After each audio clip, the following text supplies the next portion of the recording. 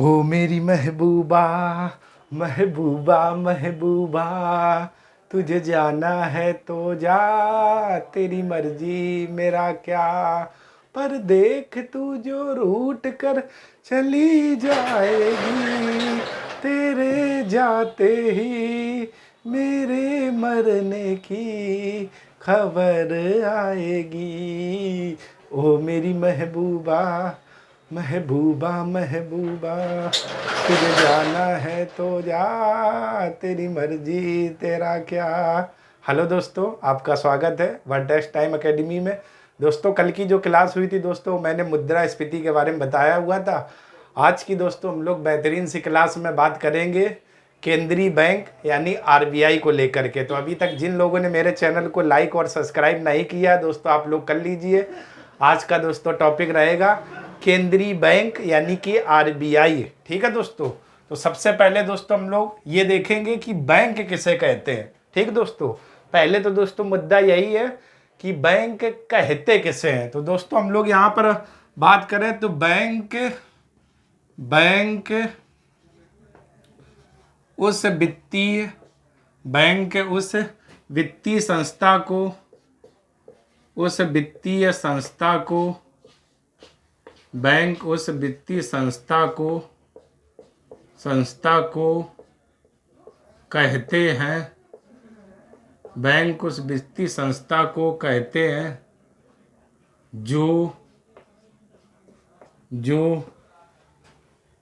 लोगों को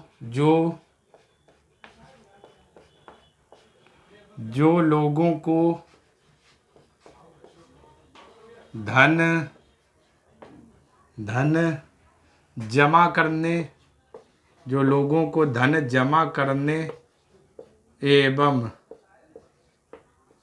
जमा करने एवं ऋण देने जैसा कार्य करती है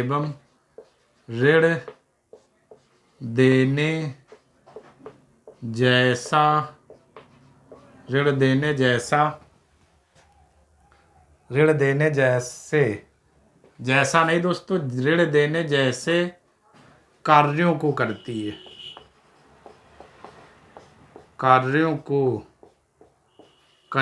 है। ठीक है दोस्तों, तो ये दोस्तों हो गई बैंक की परिभाषा, यानी कि बैंक वह वित्तीय संस्था है। ठीक, धन से संबंधित वह संस्था है जो लोगों को धन जमा करने और ऋण देने जैसे कार्यों को करती है। जैसे आप बैंक में डालते हो दोस्तों, तो वो जब पैसा लेकर के जाओगे तो वो जमा भी करेगी, और दोस्तों जब ऋण की आवश्यकता होगी यानी धन की आवश्यकता होगी तो धन देने का भी काम करती है। इसी को दोस्तों हम लोग क्या कहते हैं, बैंक कहते हैं, बैंक। लेकिन दोस्तों आज की क्लास में हम लोग बात करेंगे केंद्रीय बैंक यानी कि आरबीआई को लेकर के। तो ये दोस्तों बैंक की परिभाषा थी, लेकिन हमारा जो दोस्तों आज का जो टॉपिक रहेगा वो दोस्तों रहेगा केंद्रीय बैंक। और वो बैंक दोस्तों कौन सा है, आरबीआई। केंद्रीय बैंक दोस्तों कौन सा है, आरबीआई। इसी दोस्तों बैंक की आज हमें बात करनी है दोस्तों, केंद्रीय बैंक आरबीआई। ठीक दोस्तों, इसी हम लोग बैंक की बात करेंगे। तो आरबीआई दोस्तों देश का कैसा बैंक है, केंद्रीय बैंक है जो मौद्रिक नीति का निर्माण करता है। ठीक दोस्तों, मौद्रिक नीति का मतलब मुद्रा से संबंधित नीतियों का दोस्तों निर्माण करता है। मैंने दोस्तों आपको राजकोषीय और मौद्रिक दो नीतियां बताई हुई थी। मौद्रिक नीति मतलब ब्याज दरों को दोस्तों घटाना और बढ़ाना। ठीक है दोस्तों, मौद्रिक नीति का दोस्तों निर्माण करता है। तो यहाँ पर दोस्तों अगर हम लोग केंद्रीय बैंक की बात करें तो दोस्तों क्या करें, आरबीआई देश का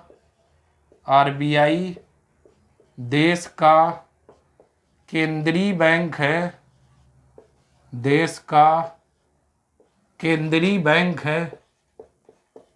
केंद्रीय बैंक है। आरबीआई देश का केंद्रीय बैंक है जो देश में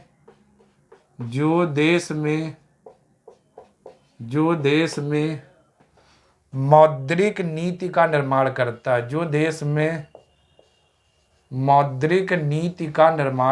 है, मौद्रिक नीति का निर्माण करता है, मौद्रिक नीति का निर्माण करता है। ठीक है दोस्तों।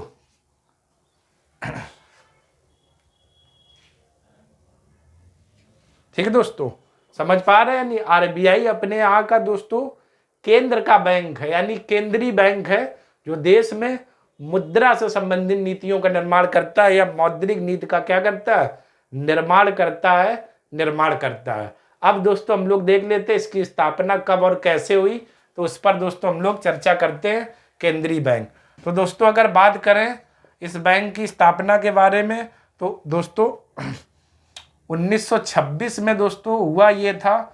1926 में दोस्तों एक आयोग आया था, एक समिति आई थी दोस्तों, कौन सी? हिल्टन यंग समिति। हिल्टन यंग समिति 1926 में दोस्तों एक समिति बनाई गई थी, कौन सी? हिल्टन यंग समिति। और इस समिति का गठन दोस्तों किया गया था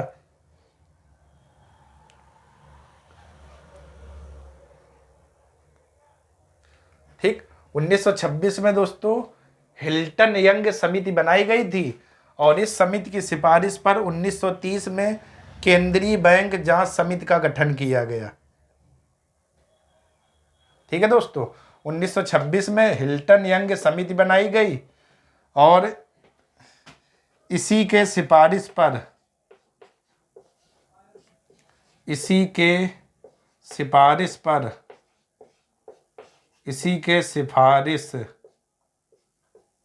ठीक, इसी के सिफारिश पर 1930 में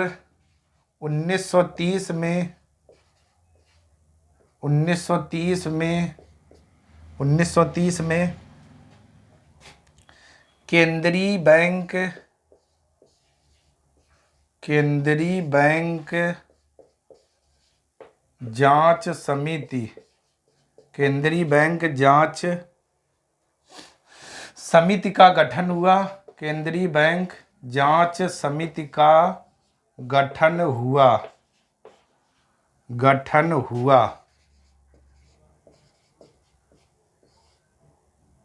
ठीक है दोस्तों, दो बातें हो गई। सबसे पहले हम लोगों ने दोस्तों देखा केंद्रीय बैंक किसे कहते हैं, तो आरबीआई देश का केंद्रीय बैंक है जो मौद्रिक नीति का निर्माण करता है।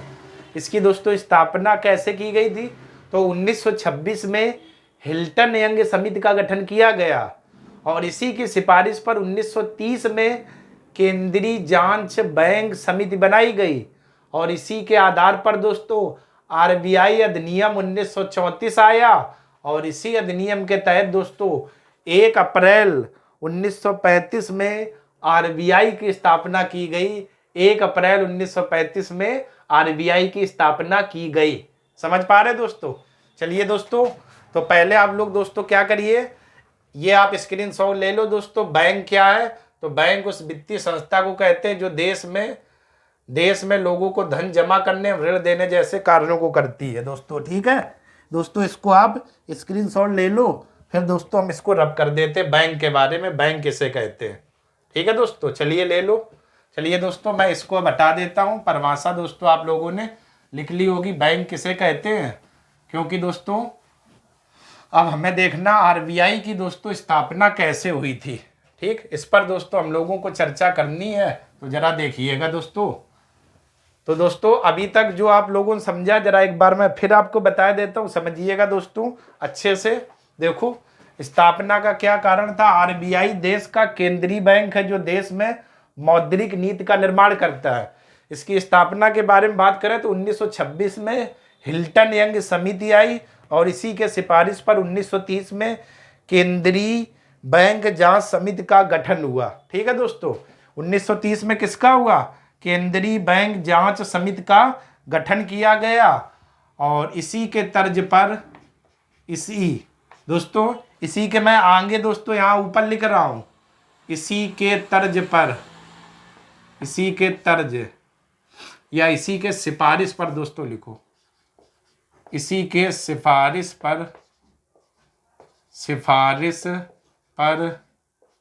आरबीआई अधिनियम 1930 1934 आरबीआई अधिनियम 1934, आरबीआई अधिनियम 1934 पारित किया गया, पारित किया गया, किया गया, जिसके आधार पर, जिसके आधार पर, जिसके आधार पर, आधार पर 1 अप्रैल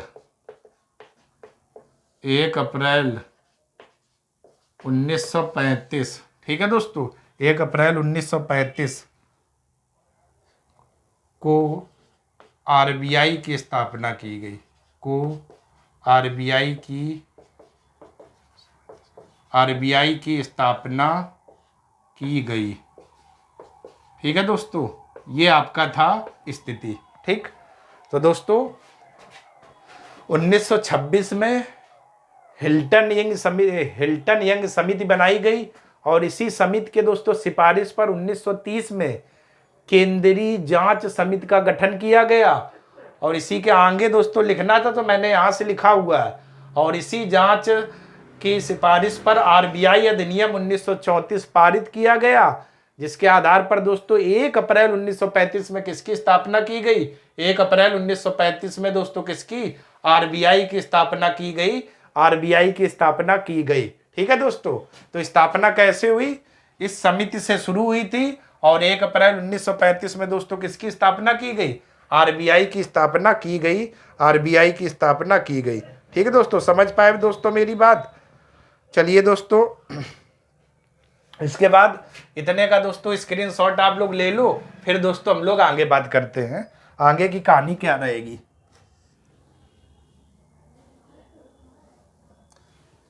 इतने का दोस्तों आप सभी लोग स्क्रीनशॉट ले लो।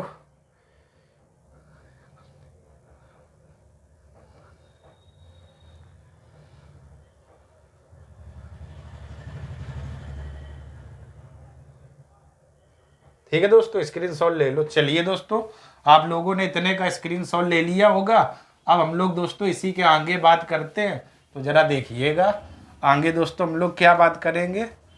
ज़रा आप लोग अच्छे से लिखना और समझना दोस्तों, क्योंकि अब आगे की क्लास दोस्तों और भी मज़ेदार होगी और आपको आनंद आएगा दोस्तों क्लास में अच्छे से।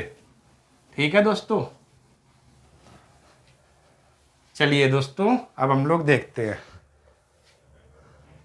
चलिए अब हम लोग दोस्तों देखते हैं, यहाँ पर मैं ये कहना चाह रहा हूँ 1 जनवरी 1949। ठीक है दोस्तों, 1 जनवरी 1949, 1 जनवरी 1949। ठीक है ना, 1 जनवरी 1949 को आरबीआई का राष्ट्रीयकरण 1 जनवरी 1949 को आरबीआई का राष्ट्रीयकरण किया गया। तो दोस्तों ये तारीख ध्यान रखना, आरबीआई का राष्ट्रीयकरण दोस्तों कब किया गया? 1 जनवरी 1949 को आरबीआई का दोस्तों क्या किया गया? राष्ट्रीयकरण किया गया।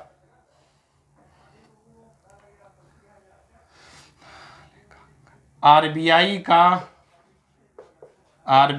का लेखांकन वर्ष,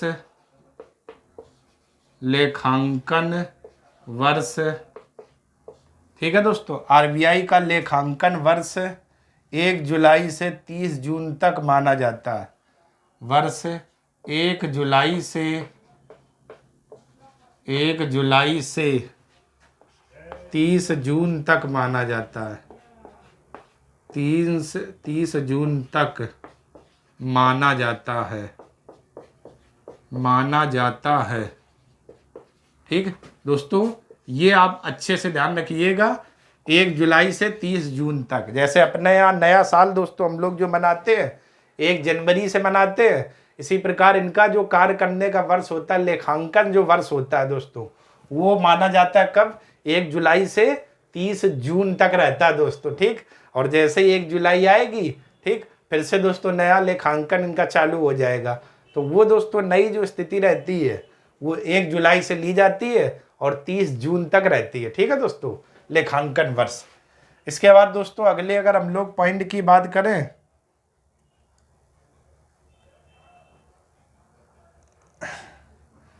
अगले हम लोग पॉइंट की दोस्तों बात करें तो आरबीआई का दोस्तों जो मुख्यालय है, आरबीआई का मुख्यालय ये दोस्तों सभी को पता होगा। आरबीआई का जो मुख्यालय है वो दोस्तों कहाँ पर है? मुंबई में। आरबीआई का वर्तमान में दोस्तों मुख्यालय कहाँ पर है? मुंबई, ठीक। अब मुंबई दोस्तों जो है, और ये मुख्यालय दोस्तों मुंबई कब बना था? 1937 में बना, ठीक है ना, 1937 में। लेकिन 1937 से पहले आरबीआई का मुख्यालय दोस्तों कोलकाता हुआ करता था। ध्यान से सुनिएगा, ठीक है दोस्तों। 1937 से पहले आरबीआई का मुख्यालय बच्चों मेरे प्यारे कोलकाता में हुआ करता था, और अब दोस्तों वर्तमान में कहां पर है? मुंबई में है। और 1937 में दोस्तों आरबीआई का मुख्यालय मुंबई बना दोस्तों, ठीक है ना, ध्यान रखिएगा। इसके बाद दोस्तों और अगर आगे की अगर हम लोग पॉइंट की बात करें तो आरबीआई में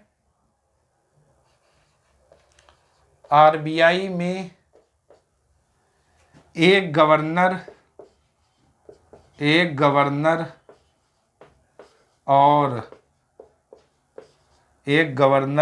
और 4 डिप्टी गवर्नर होते हैं। 4 डिप्टी गवर्नर होते हैं, 4 डिप्टी गवर्नर होते हैं,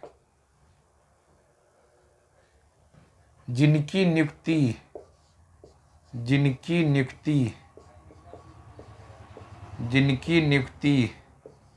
केंद्र सरकार द्वारा की जाती है।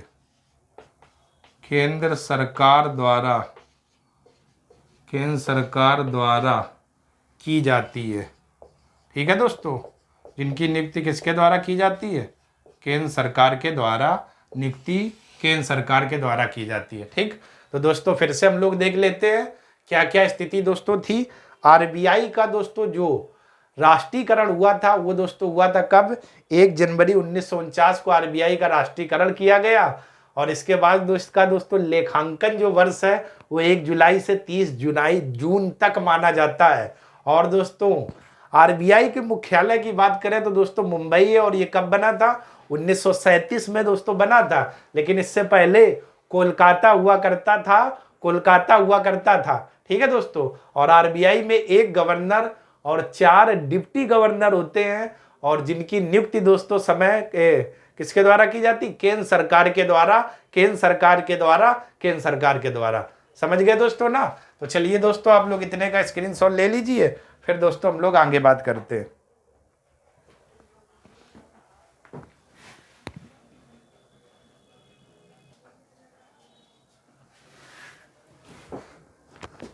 अब दोस्तों हम लोग देख लेते हैं अगले बिंदु में आरबीआई की संरचना को देख लेते हैं, या आरबीआई की संरचना दोस्तों क्या क्या रहती है, इस पर दोस्तों हम लोग अब चर्चा करेंगे, ठीक है दोस्तों।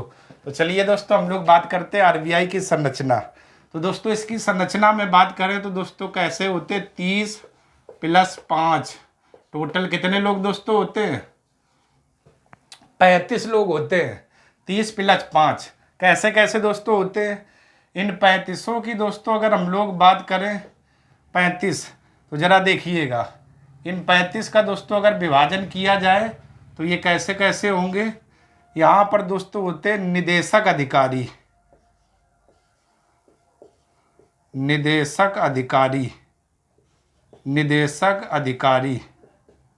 ठीक है दोस्तों, निदेशक अधिकारी।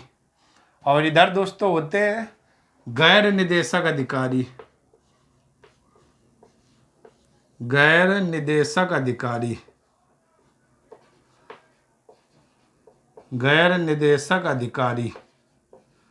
अब दोस्तों जो निदेशक अधिकारी होते हैं इनकी दोस्तों संरचना में अगर बात करें निदेशक अधिकारी में, तो इनमें दोस्तों गवर्नर होता है, एक गवर्नर और प्लस 4 डिप्टी गवर्नर होते हैं, डिप्टी गवर्नर।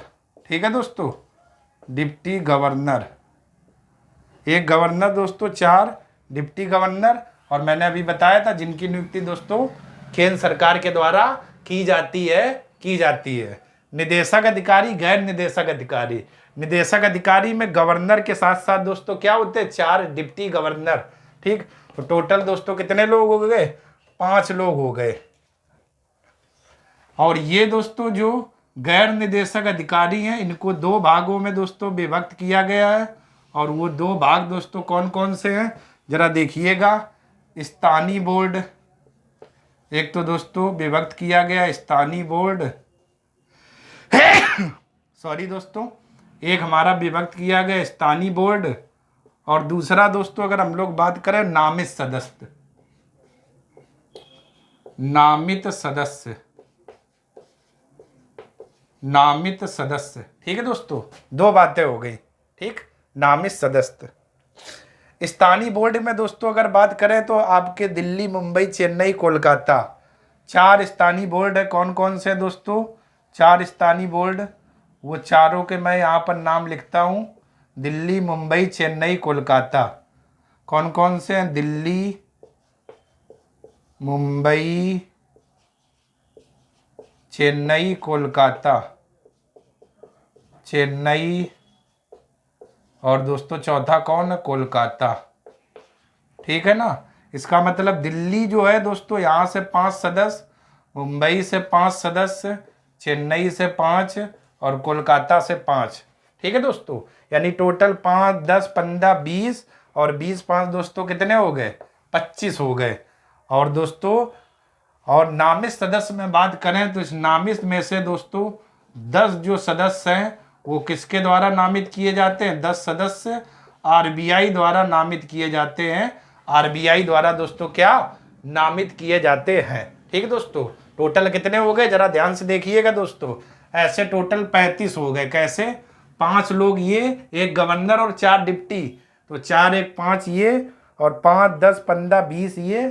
ठीक, 20 5 25 और 10 सदस्य दोस्तों आरबीआई द्वारा नामित किए जाते हैं। और 25 10 कितने हो गए, 35 लोग हो गए दोस्तों। ठीक है ना, तो ये दोस्तों आरबीआई की संरचना होती है। यानी निदेशक अधिकारी में गवर्नर और डिप्टी गवर्नर आते, गैर निदेशक में 10 सदस्य आरबीआई द्वारा नामित किए जाते हैं। और जो स्थानीय बोर्ड है, दिल्ली 5, मुंबई 5, चेन्नई 5, कोलकाता से 5, ऐसे मिलाकर के दोस्तों टोटल कितने, 25 सदस्य, टोटल 35 सदस्य होते आरबीआई की दोस्तों संरचना में। ठीक है दोस्तों, समझ पा रहे हैं दोस्तों आप सभी लोग। तो चलिए दोस्तों, इसी संरचना का दोस्तों आप सभी लोग स्क्रीनशॉट ले लो।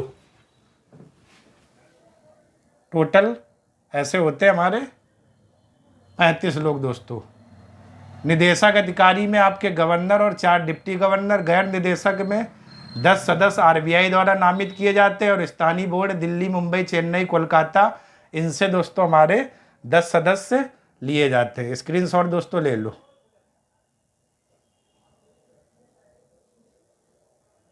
चलिए दोस्तों, आप लोगों ने स्क्रीनशॉट ले लिया होगा। अब हम लोग आगे बात करते हैं।